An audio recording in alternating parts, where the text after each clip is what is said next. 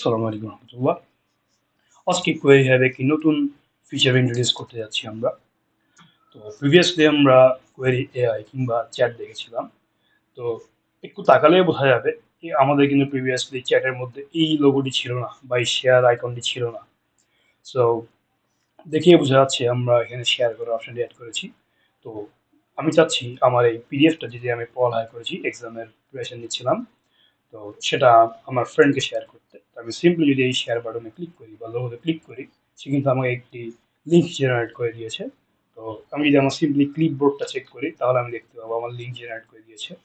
আমি নতুন একটি ব্রাউজার থেকে আমি ওপেন করে এটাকে পেস্ট করে দেখি। এই তো সুন্দর, আমাকে কিন্তু এটি নতুন একটা ইউআইতে নিয়ে চলে গেছে। ওকে, যেখান থেকে কিন্তু আমি দেখা যাচ্ছে আমি লগ ইনও করিনি। আমি কিন্তু খুব সিম্পলি এরকম আমার ফ্রেন্ডকে চ্যাটগুলো শেয়ার করতে পারি, কেউ রিসোর্স খুঁজে যে কি পড়ালেখা করছি বা কি করছি, সিম্পলি আমি কিন্তু এটা শেয়ার করতে পারি, যার থ্রুতে কিন্তু আমার ফ্রেন্ড এই খুব ইজিলি কিন্তু আমার এই চ্যাট করা পিডিএফটা সে এখানে পরে কিন্তু তার এক্সাম প্রিপারেশনকে খুব ইজি করে ফেলতে পারে। So that's it for now. আসসালামু আলাইকুম রহমতুল্লাহ।